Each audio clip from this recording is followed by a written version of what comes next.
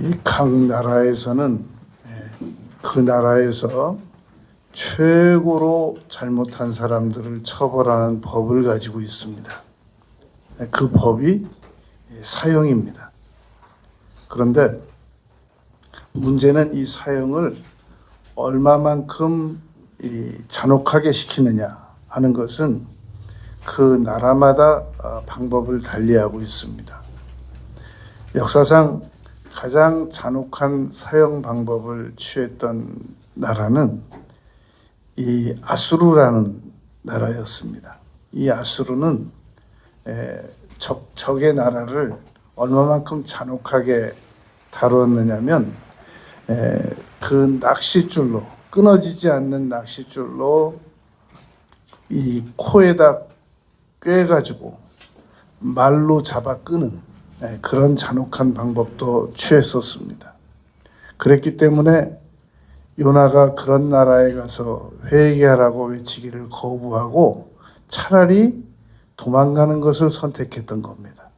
그런데 그 아수르보다 더 잔혹한 방법의 사형 방법을 가졌던 나라가 바로 로마였던 겁니다.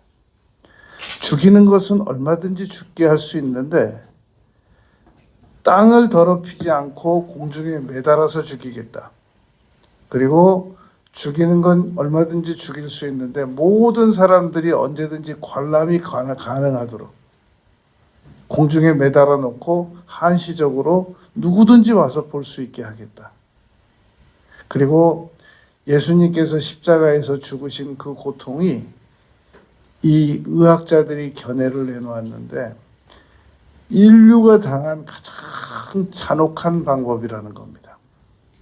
그래서 공중에 매달아 놓고 죄인 두 사람을 동시에 동원해가지고 거기에 매달아서 어떤 부인도 할 수 없도록 정체성을 무너뜨리고 존엄성을 무너뜨리고, 그리고 예수님께서 십자가에 못 박히셨을 때 주여 저들의 죄를, 저들은 자기들이 무슨 일을 하고 있는지 알지 못합니다 할 때 그 다음 끝 구절에 보면 이렇게 써 있습니다. 저들이 예수님의 옷을 나눠 가지기 위해서 제비 뽑고 있다. 그 말은 예수님의 옷을 나눠 가지기 위해서 제비 뽑고 있었다는 얘기는 예수님은 벌거벗고 올라갔다는 얘기입니다. 그런 십자가입니다. 오늘 우리는 그런 십자가를 예수님께서 6시간 동안 고통당하시면서 7마디를 하셨는데 그 7마디의 내용을 십자가상의 7마디를 가상 7원이라고 합니다. 그 내용을 우리가 오늘 생각해 보겠습니다. 첫 번째 예수님께서 하신 말씀은 누가복음 23장 34절에서 아버지 저들을 사하여 주옵소서 자기들이 하는 것을 알지 못하니이다. 지금 몰라서 저러지 알면서 저러는 거 아닙니다. 라고 그 십자가를 지시면서 첫 마디가 용서의 기도를 하셨다는 겁니다. 이 사도행전 3장 17절에 보면 형제들아 너희가 알지 못하여 그리하였으니 라고 베드로가 설교했던 적이 있었습니다.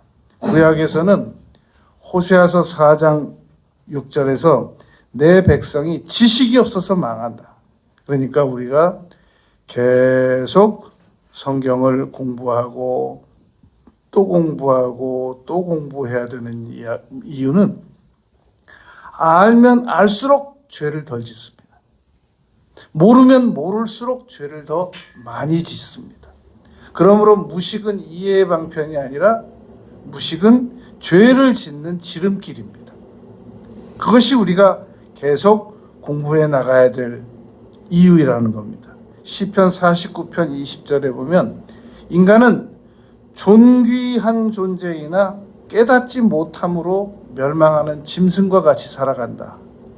파스칼 팡세에서 인간은 천사처럼 살고 싶은데 인간은 하는 짓은 짐승 같다 라고 지적한 적이 있었습니다. 이 아버지 저들을 사하여 주옵소서 자기들이 하는 것을 알지 못함이니이다. 이 말씀은 그냥 아무 노력도 안 하고 전면 사면 그건 아닌 겁니다. 요한일서 1장 9절에서는 만일 우리가 우리 죄를 자백하면 용서가 효력이 발생된다고 그랬지. 예수님께서 이렇게 기도하셨다고 해서 아무 노력도 안 하고 죄가 탕감받는 거 그런 건 아닌 겁니다. 그러므로 예수님께서 이렇게 기도드려 주셨기 때문에 우리가 회개하고 자백하기만 하면 우리에게는 면죄부가 임할 수 있는 겁니다. 이 십자가는 아우슈비츠에서 유대인 600만 명을 무고한 600만 명을 죽였지 않습니까? 그것을 우리는 인류 최대 악행이라고 말할 수 있습니다. 어떻게 600만 명을 데려다 죽일 수 있습니까?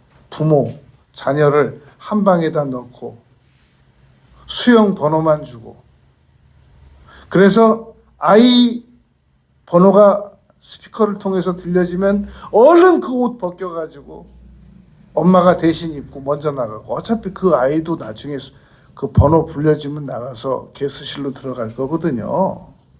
그런데도 불구하고 조금이라도 부모가 먼저 죽어보려고 그 번호가 불려지면 얼른 옷 바꿔 입습니다. 그리고 먼저 나가서 엄마 죽고 먼저 나가서 아버지 죽고 그 다음에 애들이 또 나가서 게스실로 들어갔단 말입니다.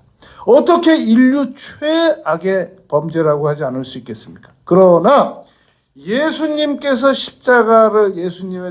십자가에 달아서 죽였다는 건 인류 최고의 범죄란 말입니다. 그러한 범죄를 하나님께서 당하신 겁니다. 그런데 문제는 요셉이 형들에게 당신들은 나를 해하려 하였으나 하나님은 그것을 선으로 바꾸사라고 말했던 것처럼 인류는 예수님을 십자가에 못 박아 죽였으나 하나님은 그것을 선으로 바꾸사 우리의 죄를 대신 대가를 치르기 위해서 용서하시는 도구로 삼으셨단 말입니다. 그게 십자가인 겁니다. 죄인을 의인이 되게 하는 실질적인 능력. 세상에 어느 신이 위에서 이렇게 해라 저렇게 해라라고 지시만 하지 직접 내려오셔서 직접 십자가에 올라가셔서 직접 죽으셔가지고 용서받게 한 신이 이 세상에 어디 있었습니까? 신명기에서 우리 하나님 같은 신이 어디 있었느냐라고 모세를 통해서 말씀하셨단 말입니다. 여러분 우리는 십자가를 요즘에 너무 예술적 감각으로 목에다 걸고 다니는데 그렇게 되기까지의 그 십자가는 너무너무 험한 여정으로 지금까지 왔습니다. 그러므로 십자가 사건은 하나님께서 우리를 내주시려고 만드신 제도고 그 제도에 순응하신 그런 곳이란 말입니다. 하나님께서 우리를 어디서 만날까 우리? 어디도 있고 하나님은 우리를 어디서 만나실 것 같습니까? 십자가로 나오라고. 십자가로 초청하신단 말입니다. 그러므로 여러분 우리가 살아가다가 언제든지 어려운 일이 발생되면 무조건 십자가로 뛰어야 됩니다. 다른 어디를 가서도 위로 못 받습니다. 오직 십자가 밑에 나아가서 무릎 꿇고 기도드려야 죄 용서받고 위로받고 격려받습니다. 여러분 있는 모습 그대로 나가는 겁니다. 지금 예수님이 옷 다 벗겨져 가지고 십자가에 올라가서 매달리셨는데 우리가 잘 정장하고 화장하고 예쁘게 하고 나가야 되겠습니까? 있는 모습 그대로 나가는 곳이 십자가란 말입니다. 더 이상 아무것도 요구하지 않습니다. 그저 십자가 밑으로 나와주기만 하면 하나님은 우리를 불쌍히 여기시고 기뻐하시고 사랑하신단 말입니다. 인간에게 가장 필요한 것은 용서입니다. 왜냐? 과거 때문입니다. 사람은 과거에 그 누구도 죄를 안 지은 사람이 없기 때문에 그렇단 말입니다. 그러므로 예수님께서 지신 것은 십자가가 아니라 우리 인류의 죄 그 자체인 거란 말입니다. 죄를 짊어지신 것이 그것이 상징적으로 십자가를 짊어지신 것이 됩니다. 여러분, 십자가는 하나님께서 개입하셨다라고 하는 결정적인 증거입니다. 하나님께서 언제 어떻게 우리의 삶에 개입하셨다는 거야? 결정적인 계기가 십자가를 짊어지셨단 말입니다. 그래서 그 십자가를 지시고 처음으로 첫 번째 기도로 드리신 내용이 아버지여 저들을 사하여 주시옵소서. 저들은 자기들의 하는 일을 알지 못하기 때문에 이런 일을 저지르고 있습니다. 그 밑에서 지금 예수님 옷 가지고 제비 뽑고 있는 거예요. 두 번째 예수님께서 십자가에서 하신 기도는 한쪽의 강도가 당신이 하는 일을 보니까 당신은 아무 죄가 없으십니다. 라는 얘기를 예수님에게 직접 한 게 아니라 한쪽 강도가 한쪽 강도를 꾸짖으면서 얘기했습니다. 이분은 아무 죄가 없으시다. 우리는 평생 죄만 짓다가 올라왔다. 여러분, 예수님께서 십자가 지셔서 그 두 강도가 보고 있으니까 아버지여 저들의 죄를 사하여 주시옵소서. 저들은 아무 죄 몰라서 저런 일을 저지릅니다라고 딱 한마디 하고 마침표 딱 찍고 가만히 그냥 계셨겠습니까? 반복해서 말씀하셨다는 겁니다. 하나님이여 저들은 자기들이 하는 일을 알지 못해서 저렇습니다. 하나님 저들은 자기들이 하는 일을 알지 못해서 그렇습니다. 옆에 강도가 분명히 들었단 말이죠. 듣고 얘기한 겁니다. 그래서 누가복음 23장 42절에서 예수여 당신의 나라에 임하실 때, 이 사람은 예수여 당신의 나라에 임하실 때라고 말하는 걸 보니까 천국이 예수님의 것, 천국이 예수님 하나님이신 것을 믿었다는 겁니다. 그리고 분명히 자기 죄의 고백이 있었습니다. 여러분, 십자가 우편 강도가, 한쪽 강도가 그냥 아무 대가도 안 치르고 구원받았다고 생각하는 사람이 있는데 정확하게 세 가지를 말했거든요. 하나는 당신은 왕이십니다. 하나는 우리가 행한 일에 보응을 받고 있습니다. 23장 41절. 그리고 분명히 요청을 드렸단 말입니다. 저를 당신의 나라에 임할 때 기억하소서. 이 세 가지를 분명히 얘기했기 때문에 자기 죄를 인정했고, 이분은 아무 죄가 없으시다. 그리스도의 의를 인정했고, 그리스도는 천국의 왕이시다라는 걸 인정했고, 그리고 나를 기억하소서 은혜를 구했단 말입니다. 이 네 가지 때문에 구원받은 거지. 그럼 만약에 불쌍하게 여김받아서 구원받으려고 그럼 두 사람 다 받았어야 되잖아요. 지금도 여러분 인류는 대략 80억, 100억을 향해서 가고 있는데 우리 예수 믿는 사람들을 10%로 봅니다.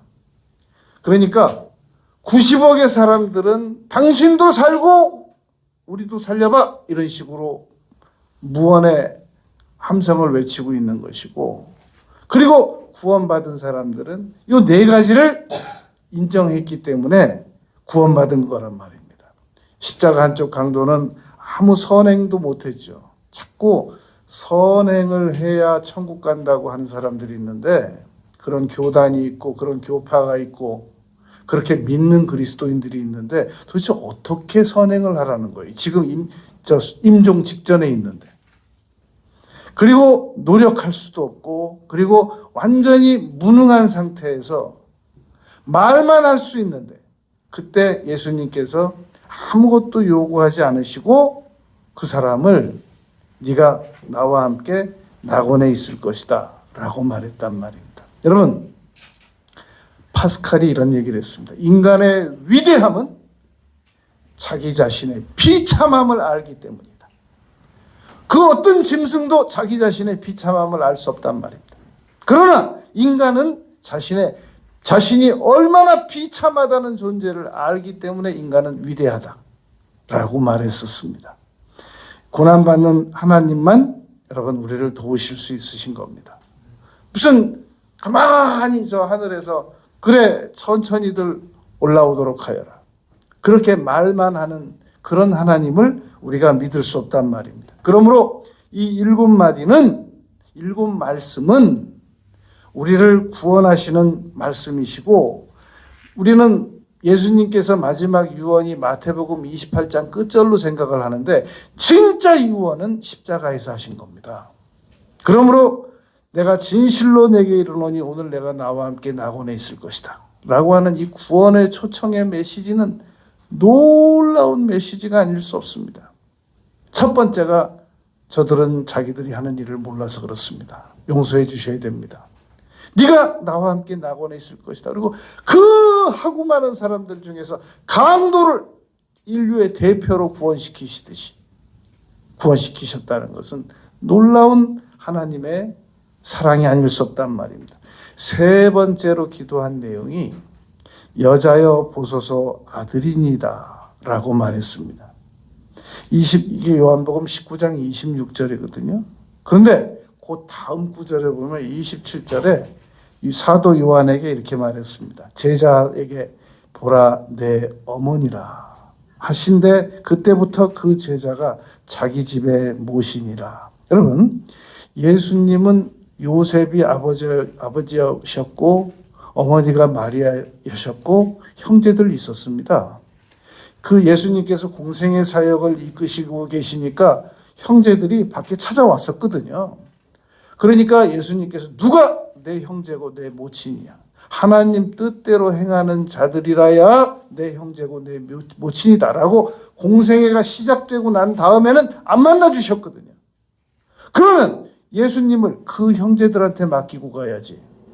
왜 아무 상관도 없는 예수님의 제자 중 한 명 요한으로, 사도 요한으로 추정되는 사도 요한에게 보라 내 어머니라 그러면서 그 제자에게 맡겼겠냔 말입니다. 우리가 여러분 하나님을 믿는 사람들이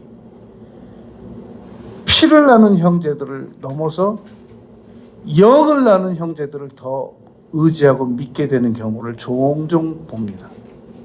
그냥 피를 나눈 형제들은 세상에서 같은 형제니까 같이 밥 먹고 더 자주 만나고 더 자주 대화하지만 진짜 믿는 건 하나님을 믿고 예수 그리스도의 보혈의 효력을 나눠 가진 이 영의 형제들을 더 많이 의지하는 경우가 허다하단 말입니다. 예수님께서 모친 마리아를 친 형제들에게 요한복음 7장에 보면은 형제들이 그랬어요. 당신 그렇게 능력 가지고 이 시골에서 이러지 말고 도회지로 나가라고. 그러면서 예수님을 안 믿었던 형제들도 있었거든요. 안 맡겼어요. 모친을 정확하게 사도 요한에게 맡기고 그러고 십자가에서 이 예수님 어머니 보시는 가운데서 운명하셨단 말입니다. 여러분 십자가는 인간이 만든 도구 중에 가장 잔인한 도구입니다. 그 가장 잔인한 도구 앞에서 모친이 바라봐 주시는 게 도움이 되겠습니까? 안 바라봐 주시는 게 도움이 되겠습니까? 그 자리에 안 계시는 게 도움이 되는 거죠, 오히려. 그런데 그 예수님 어머니가 쫓아오셔가지고 처음부터 끝까지 이거 지고 지쳐서 넘어지는 것부터 뒤쫓아오면서 다 봤거든요. 그리고 누여서 못 박히는 것까지 다 보시고 한 장면도 안 놓치고 다 봤단 말입니다. 그리고 십자가에 달리셨고 그러고도 예수님께서 여자여 보소서 아들이니다라는 얘기를 첫마디로 안 하셨다는 거예요. 그런데도 첫마디가 죄를 용서하는 말씀을 먼저 하시고 전도 구원받게 하는 말씀을 먼저 두 번째로 하시고 세 번째로 어머니에 대해서 여자여 보소서 아들이니다 라고 말씀하셨단 말입니다. 그리고 네 번째 하신 말씀이 마태복음 27장 46절입니다. 엘리 엘리 라바 사박다니 나의 하나님 어찌하여 나를 버리셨나이까? 라고 반문하셨습니다. 여러분 이것을 보고 대속적 버림받음이라고 합니다. 예수님께서 하나님께로부터 버림받아야 될 아무 이유도 없는데 예수님께서 우리를 대신해서 버림받으셨단 말입니다. 여기서 우리가 알 수 있는 사실은 예수님께서 버림을 받으셨기 때문에 우리는 절대로 안 버림받습니다. 우리는 어떠한 경우도 하나님께 버림받지 않습니다.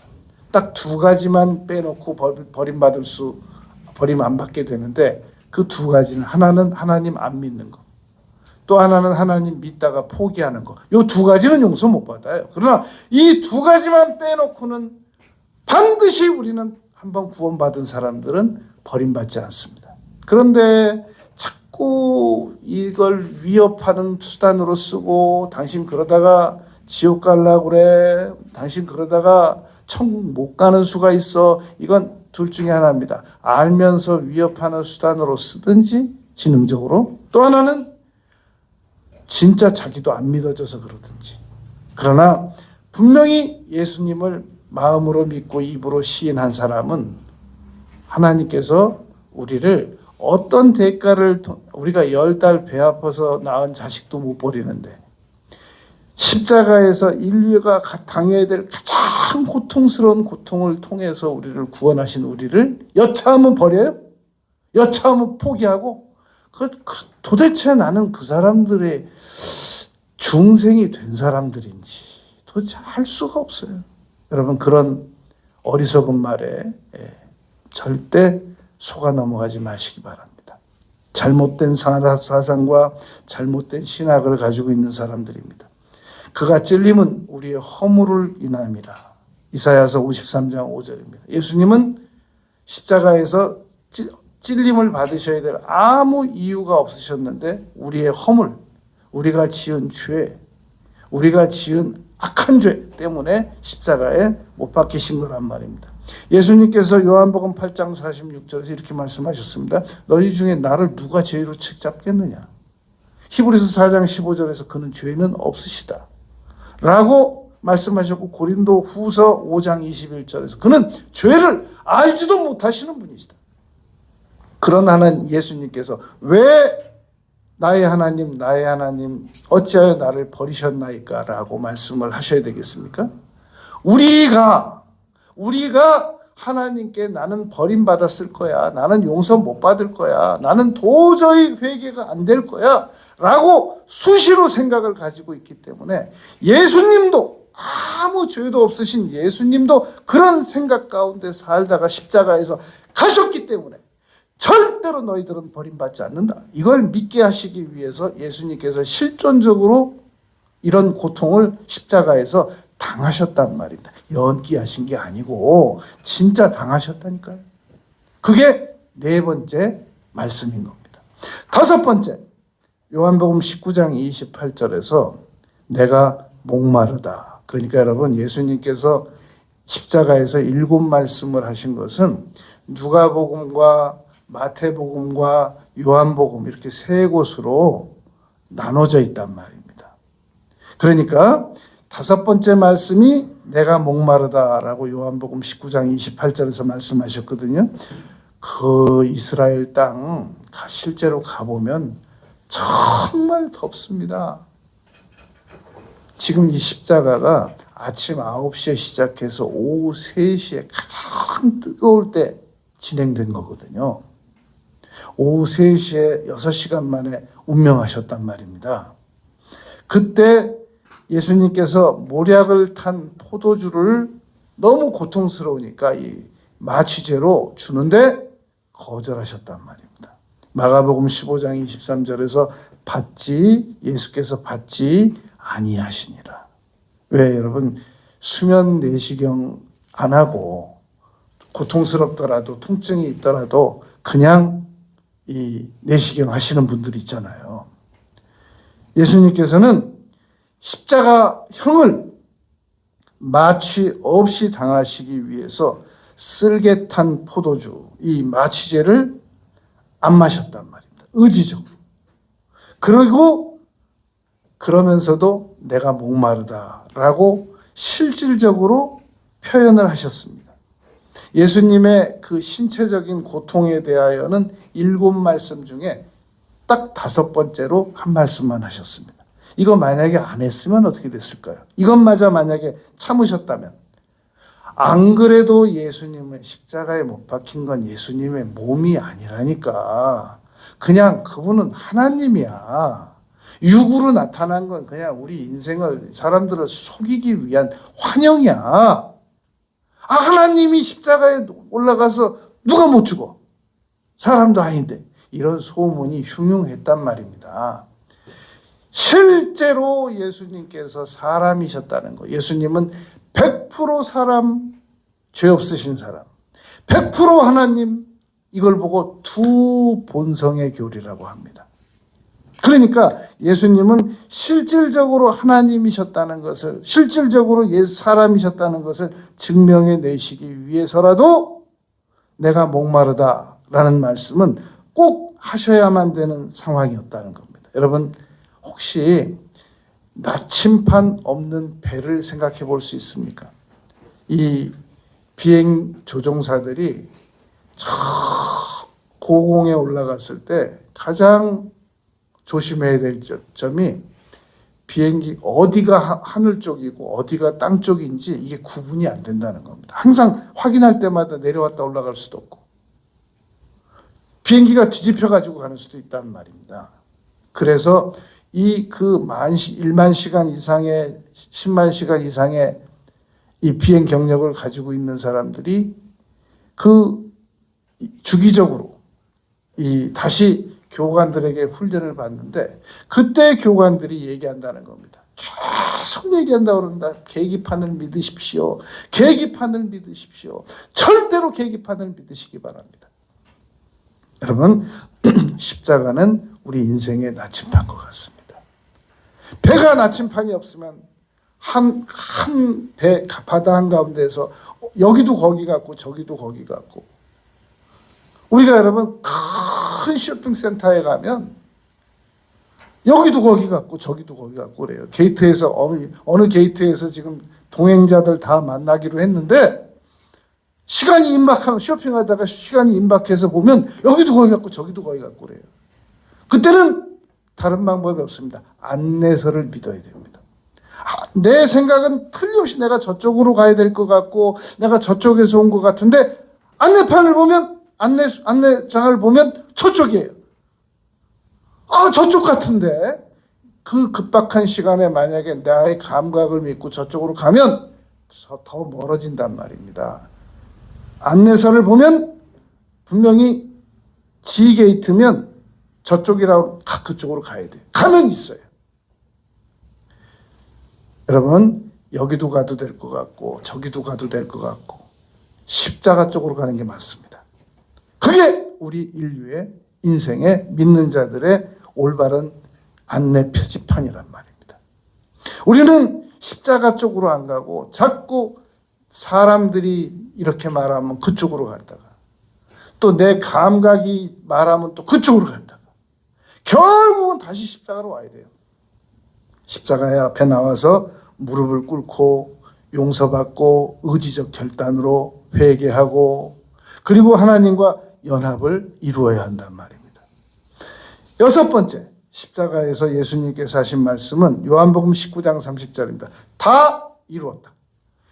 세상에 누가 어떤 사람이 다 이루었다라고 이 세상에서 얘기한 사람을 만난 적 있습니까? 다 이루었다라는 말은 나의 사명을 다 이루었다라는 뜻입니다.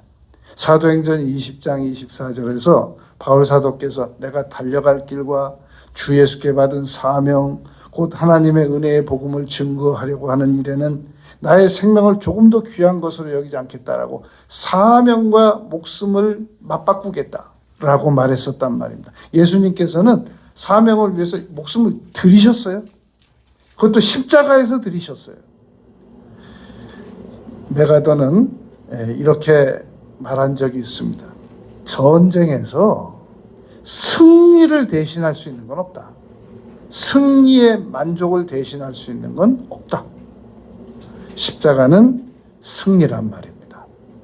이 성 프란체스코라고 하는 이 이탈리아 아시시 출신 프란체스코 그 수도원 원작입니다. 그 수도원을 만든 그런 성이 프란시스입니다. 이 프란시스가 이제 임종 직전이었습니다. 제자들이 모여서 울면서 이렇게 말하는 겁니다. 선생님, 너무 슬픕니다. 프란체스코가 이렇게 말했습니다. 그럼 뭐 영원히 살아? 그럴 수는 없잖아. 그럼 얼마나 더 살았으면 좋겠냐 내가. 그랬더니 한 제자가 1년만 더 사셨으면 좋겠습니다. 또 한 제자가 평생 더 사셨으면 좋겠습니다. 그건 욕심이지. 어떻게 사람이 평생 더 살 수 있어. 그리고 1년 더 살았습니다. 더 살았으면 좋겠습니다. 그 제자한테 대답도 안 했어요. 또 한 제자가 1시간만 더 사셨으면 좋겠습니다. 그랬더니 그 제자를 보고 프란체스코가 말했습니다. 뭐하게 1시간 동안. 그랬더니 그 제자가 그렇게 말했습니다. 예배드리고 1시간 동안 찬송드리고 그랬으면 좋겠습니다. 그렇게 말했다는 겁니다.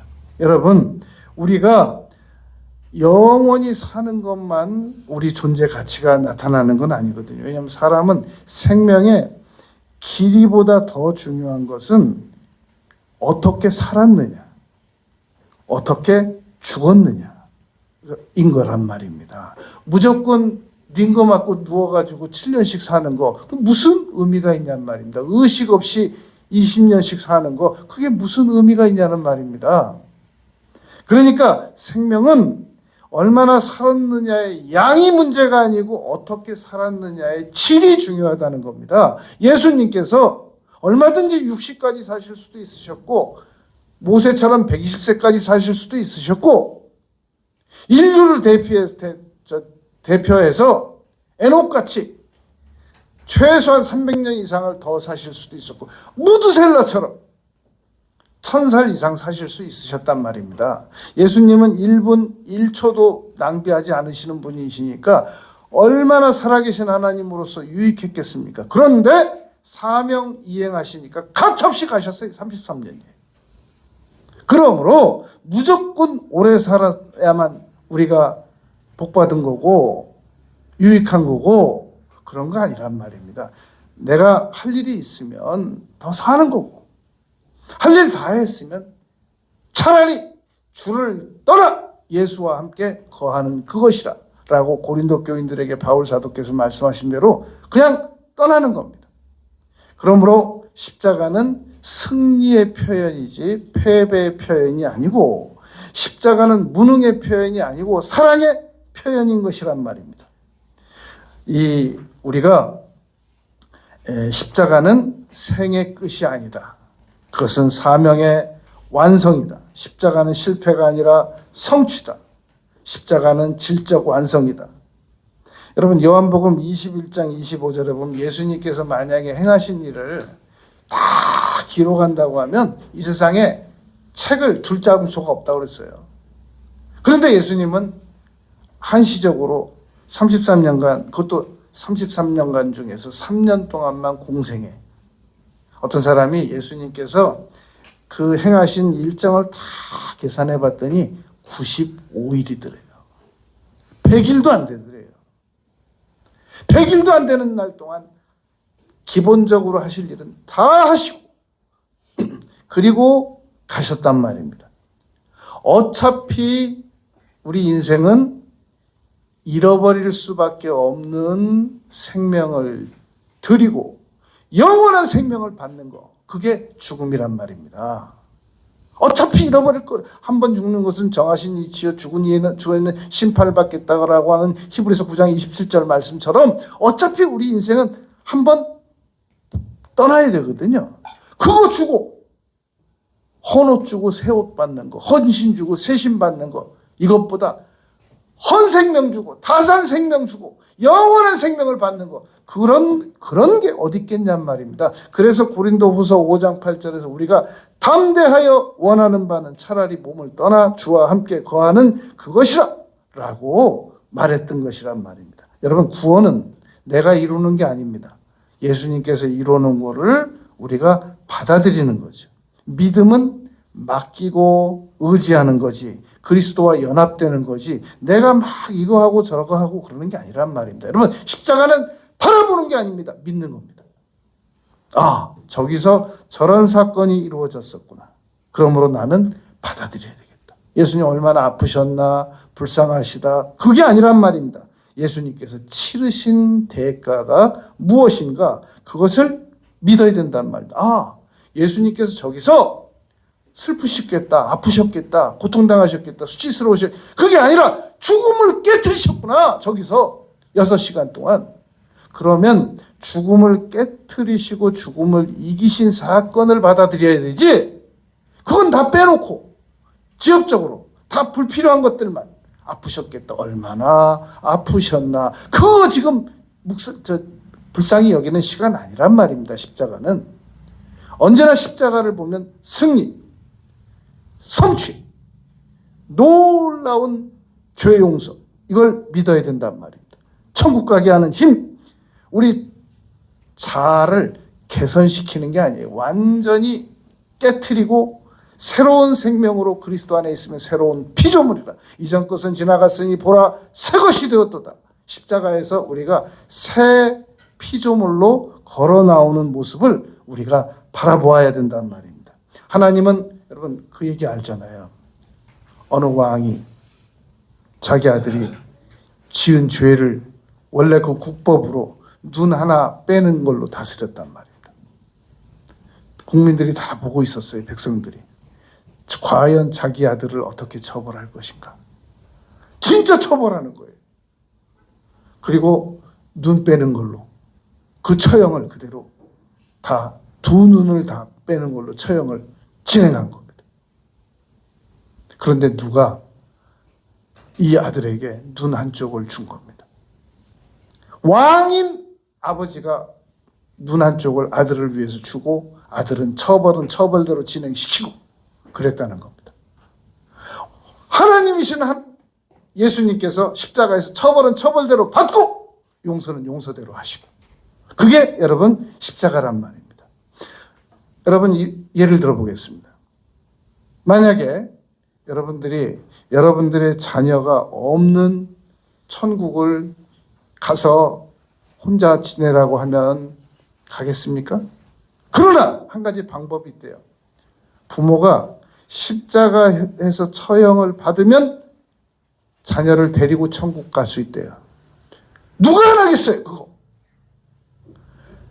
십자가에서 처형을 받으면 천국에 같이 가고, 십자가 처형 안 받으면 혼자 가고. 예수님께서 십자가 처형 안 받고 천국에서 혼자 계시겠어요? 나는 십자가 처형 여기서 받고 너희들과 함께 갈 거야. 그게 십자가란 말입니다. 그래서 예수님은 십자가 처형을 받으셔야만 했고 자발적으로 지셨단 말입니다. 십자가는 죄하고 타협하는 거 아닙니다. 포로 교환 정도가 아니란 말입니다.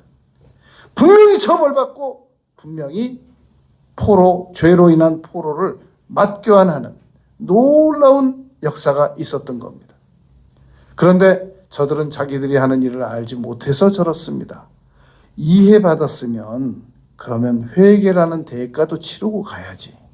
이해받았는데 뭐 평생 어차피 내 마음대로 살다가 그 마지막에 그 한쪽 강도처럼 그냥 가면 되는 거 아니야? 나는 우리 집사람이 교회를 열심히 다니기 때문에 우리 집사람 치마만 붙잡으면 그 치마 찔기기도 해요. 그거 어떻게 치마 붙잡고 간다는 거예요 도대체? 자기가 대가를 치러야지. 만일 우리가 우리 죄를 자백하면 고백하고 용서받고, 이미 제도는 만들어져 있으니까 십자가에서 예수님이 다 치러 놓으셨으니까. 마태복음 1장 21절에서 예수님께서 이 세상에 오신 것은 자기 백성의 죄를 구하려 하심이라는 제도가 완벽하게 만들어져 있으니까 믿고 가면 되는 겁니다. 천국 가면 여러분 3가지 놀라운 일이 있다고 그러잖아요. 분명히 와 있을 줄 알았는데 없어요. 다 찾아봐도. 그게 첫 번째로 놀라운 일이고, 두 번째는 이 사람 절대로 여기 못 올 사람인 줄 알았는데 와 있는 거예요. 세 번째로 놀라운 건 내가 천국에 와 있다는 거예요. 이 3가지가 놀라운 일이라는 겁니다, 여러분. 우리가 천국 가서 고재붕 씨 같은 사람 만나면 놀라지 말아야 됩니다. 온보현이 같은 사람 혹시 만나면 놀라지 말아야 됩니다. 연쇄살인범 혹시 만나면 어떻게 왔지? 놀라지 말아야 됩니다. 자기가 천국에 가 있는 거 그거나 놀랄 준비를 하시면 됩니다. 내가 어떻게 여기 와 있지?